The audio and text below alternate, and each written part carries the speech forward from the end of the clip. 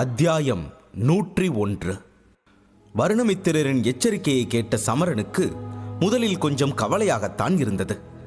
பிறகு அவன் இப்போது தனஞ்சய நிலையில் இருப்பதை நினைவுபடுத்திக் கொண்டு சற்று பயமுறுத்தும் விதமாக, தெரியாம கூட அந்த சிங்கம் என் எதிரில் வந்துடக்கூடாது, அப்படி வந்தா நான் அதை கொல்லாம விட மாட்டேன். குருவே, என் முடிவை நீங்க மாற்ற நினைக்காதீங்க. ஏன்னா நான் அதை கொல்லலைன்னா அது என்ன கொன்னுடும் என்று வீரவசனம் போல பேசிய சமரன் வேகமாக வெளியே மற்றொரு பாதையை நோக்கி ஓடினான். அதை கண்ட வருணமித்திரர் சிரித்தார். இவன் உண்மையிலேயே தைரியசாலிதான், ஆனாலும் அளவுக்கு மீறி தன்னை சக்தி வாய்ந்தவனா நினைச்சுக்கிறான். என்ன வாய் தான் ரொம்ப அதிகமா இருக்கு என்ற வருணமித்திரர் சிரித்துக்கொண்டே தன் தலையில் அடித்துக்கொண்டு சமரனை பின்தொடர ஆரம்பித்தார். சமரன் அந்த இரட்டை பாதையை அடைந்தவுடன் வேகமாக திரும்பி மற்றொரு வழியை நோக்கி ஓடினான். இப்போது அங்கே ஒரு மாயாஜால சிங்கம் இருக்கும் என அவனுக்கு தெரியும். அதனால் அவன் மிகவும் கவனமாகவே இருந்தான். நடந்து செல்லும் சத்தமோ முதுகில் இருந்த கல்லின் சத்தமோ எந்த சத்தமும் அந்த குகையில் எதிரொலித்து சிங்கத்தை எச்சரிக்கை செய்திடக்கூடாது என கவனமாக பார்த்து பார்த்து நடந்தான் சமரன். அப்படியே அவன் சிறிது தூரம் நடந்து செல்ல குகையின் மற்றொரு பகுதியை வந்து அடைந்தான். நுழைவு வாயிலேயே நின்று சுவரில் தன்னை அழுத்தி உள்ளே எட்டி பார்க்க முயன்றான் சமரன். அந்த இடம் முழுவதும் படியங்களால் நிரம்பி இருந்தது. முன்னோக்கி பார்த்த சமரனின் கண்கள் குகையின் மையத்தை எட்டின. அந்த இடத்தை பார்த்த சமரன் திடுக்கிட்டான். அங்கே ஒரு சிறிய பறக்கும் மந்திர சிங்கம் தரையில் அமர்ந்திருப்பதை கண்டான். அது நல்ல தூக்கத்தில் இருப்பதை உணர்ந்த சமரன் சற்று ஆசுவாசமானான்.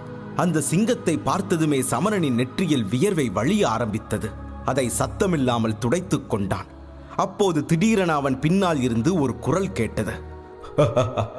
இந்த மாய விலங்கு ரொம்ப சின்னதா இருக்கு சமரா, இது 3வது நிலையில மட்டுமே இருக்குன்னு நினைக்கிறேன், அதனால நீ நினைச்சதை தாராளமா செய்யலாம் என்று வருணமித்திரர் சொல்ல அதை கேட்ட சமரன் தன் முகத்தில் வழிந்த வியர்வையை துடைத்துக் கொண்டு, 3ஆம் நிலையில உள்ள சிங்கமா என ஆச்சரியத்துடன் கேட்டான். இந்த சிறிய சிங்கமும் மிகப்பெரிய அளவில் தான் இருந்தது. இந்த சிங்கத்தை வெல்வது கூட அவன் முன்பு நினைத்தது போல அவ்வளவு எளிதல்ல என்று சமரனுக்கு நன்றாகவே புரிந்தது. மேலும் தனஞ்சய நிலையில் இருந்தாலும் கூட இந்த சிங்கத்தை எதிரில் பார்த்ததும் அவன் மிகவும் பதட்டமாக தான் உணர்ந்தான். நெற்றியை சுளித்தபடி தரையில் அமர்ந்திருந்த மந்திர சிங்கத்தையே பார்த்து கொண்டிருந்தான் சமரன். அப்போது அவனது மூளையில் மின்னல் வெட்ட வேகமாக திரும்பி வருணமித்திரரை பார்த்தான். அட குருவே, நீங்க ஏன் அந்த மிருகத்தை எனக்காக கொல்லக்கூடாது என்று கேட்டான். உடனே பலமாக சிரித்த வருணமித்திரர், நீ பிரச்சனைகளை தனியா சமாளிக்க பழகணும்னு நான் உனக்கு முன்னாடியே சொன்னேனே சமரா, அதனால உயிர் போற பிரச்சனை எதுவும் வர்ற வரைக்கும் நான் உனக்கு உதவ மாட்டேன் என்று கையை விரித்தார். இயலாமையுடன் அவரை பார்த்த சமரன் பின் கோபத்துடன், நீங்க உண்மையிலேயே இதயமே இல்லாதவர் குருவே. நீங்க எனக்கு உதவுறங்கிற பேர்ல நான் இறக்கிறத ஒன்றும் பார்க்க வேணாம், நானே அந்த சிங்கக்குட்டியை தனியா சமாளிச்சுக்கிறேன் என்று வருணமித்திரரை பார்த்து கோபமாக சொல்லிவிட்டு முன்னேறி செல்ல போனான். ஆனால் அவனை தடுத்த வருணமித்திரர், உண்மையிலேயே நீ அதை கொல்ல நினைக்கிறியா சமரா? அப்போ ஒரு விஷயத்தை கவனமா கேளு. அது பார்க்க வேணும்னா சின்னதா தெரியலாம், ஆனா அதோட வலிமையை பத்தி பேச்சு எடுத்தா இந்த சிங்கக்குட்டி கூட 3ஆம் நிலை மந்திர விலங்குகளோட ஒப்பிடுறப்ப ரொம்ப சக்தி வாய்ந்ததா இருக்கும். உன்னோட சின்னஞ்சிறு உடலால 3ஆம் நிலை நுட்பத்தை பயன்படுத்தினா கூட உன்னால அதை கொல்ல முடியாது என்று எச்சரித்தார். இதை கேட்ட சமரன் சற்று முகத்தை சுளித்தபடி வருணமித்திரரை பார்த்தான். நான் என்னமோ இப்பவே அது கூட சண்டைக்கு நின்று சவால் விடுற மாதிரி பேசுறீங்க என்று எரிச்சலுடன் கேட்ட சமரன் சத்தம் போடாமல் தன் சேமிப்பு வளையத்திலிருந்து பல பொருட்களை எடுத்து ஒவ்வொன்றாக பார்க்க ஆரம்பித்தான். பின்னர் அதிலிருந்து ஒரு ஊதா நிற பழத்தையும் ஒரு பச்சை நிற குடுவையை மட்டும் தன்னுடன் வைத்துக்கொண்டு மீதி பொருட்களை எல்லாம் மீண்டும் மோதிரத்திற்குள் வைத்தான். அந்த பழத்தை பார்த்த வருணமித்திரர் சமரனை ஆச்சரியமாக பார்த்தார். சமரா, ஊதா புகை பழமா?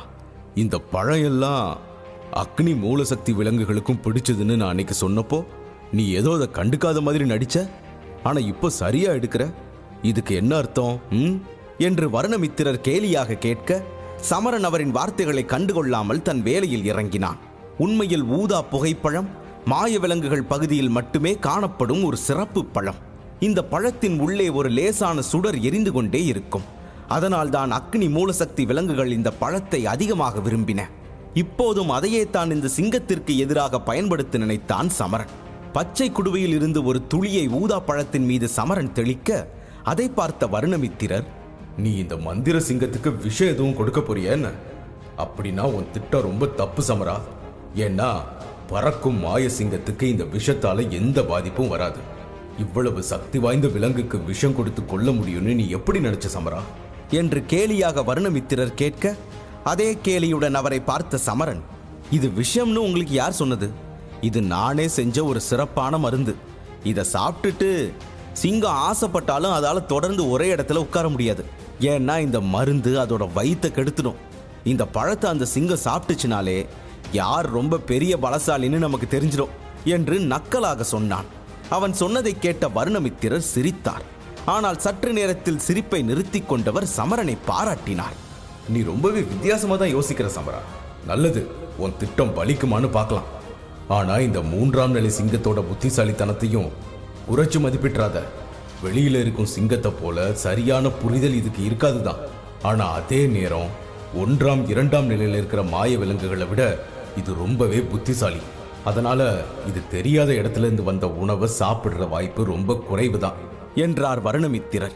இதை கேட்ட சமரன் சிரித்தபடி தன் மோதிரத்தில் இருந்த சிவப்பு நிற குடுவையை எடுத்து வருணமித்திரரிடம் நீட்டினான். சாப்பிடாதா? அதோட நினைப்புலாம் இதுல பலிக்காது குருவே. ஏன்னா மந்திரமா இருந்தாலும் சரி, சாதாரணமா இருந்தாலும் சரி, இது வெறும் விலங்கு மட்டும்தான் என்று சொல்லிய சமரன் அந்த சிவப்பு குடுவையின் மூடியை திறந்தான். உடனே குடுவையில் இருந்து மிக அருமையான வாசனை வர ஆரம்பித்தது. அதன் நறுமணத்தை உணர்ந்த சமரன் புன்னகையுடன் வருணமித்திரரை பார்த்தான். இந்த திரவத்தை ஒரு சிறப்பு மலரிலிருந்து எடுத்து நானே தயாரிச்சேன். இந்த பழத்து மேல நான் அதை தெளிச்ச உடனே இந்த சிங்கம் அதோட வாசனையை சுவாசிக்கும். பசி தூண்டப்படும். உடனே பழத்தை சாப்பிட்டுடும் என்ற சமரன் வருணமித்திரரை பார்த்து கேலியாக சொல்லியபடி மோதிரத்திலிருந்து ஒன்றன் பின் ஒன்றாக ஏதேதோ மருந்துகளை வெளியே எடுத்தான். அதையெல்லாம் பார்த்த வருணமித்திரர் மேலும் அதிர்ச்சி அடைந்தார். அவன் தயாரித்த மருந்துகள் யாருடைய உயிருக்கும் ஆபத்தை ஏற்படுத்தாது. ஆனால் எதிரில் இருப்பவரை மிகவும் கலங்க வைக்கும் அளவுக்கு இருந்தது. பிறகு காற்றில் மிதந்து கொண்டிருந்த வருணமித்திரர் சமரனிடம், சமரா, நீ சொன்னது சரிதான். சிங்கம் இந்த பழத்தை உற்சாகத்தோட சாப்பிடுன்னு தான் எனக்கும் தோணுது. ஆனா அது வெளியே போகாம இங்கேயே அதோட வயிற்றை சுத்தம் பண்ணா உன்னோட திட்டம் மொத்தமா தோல்வி அடைஞ்சதா மாறிடுமே என்று வருணமித்திரர் கூற, அதற்கும் சமரன் சிரித்தான். நீங்க இப்படிதான் சொல்லுவீங்கன்னு எனக்கு தெரியும் குருவே. கொஞ்சம் கண்ணை திருப்பி அந்த குகைக்குள்ள நல்லா பாருங்க. அங்க அந்த சிங்கம் தன்னோட வயிற்றை சுத்தம் செஞ்ச மாதிரி எங்கேயாவது அடையாளம் இருக்கான்னு சொல்லுங்க. ஒரு இடமும் அப்படி இல்லை. தொடச்சு வச்ச மாதிரி அந்த இடம் சுத்தமா இருக்கு. இதனால அதோட வயிறு சுத்தம் செய்யலன்னு அர்த்தம் ஆயிடுமா என்ன? அது மட்டும் இல்லை குருவே, அது ரொம்ப புத்திசாலின்னு நீங்க தானே சொன்னீங்க. அறிவு இருக்கிற எந்த மிருகமாவது அது தூங்குற இடத்த நாரடிக்குமா? இந்த திட்டம் முழுசா வேலை செய்யணும்னு நானும் சொல்லல. ஆனா நமக்கு வேற வழியும் இல்லை.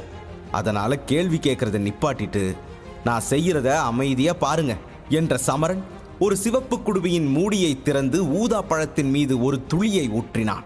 பின்னர் அந்த பழங்களை கவனமாக பார்த்து புன்னகைக்கத் தொடங்கினான்.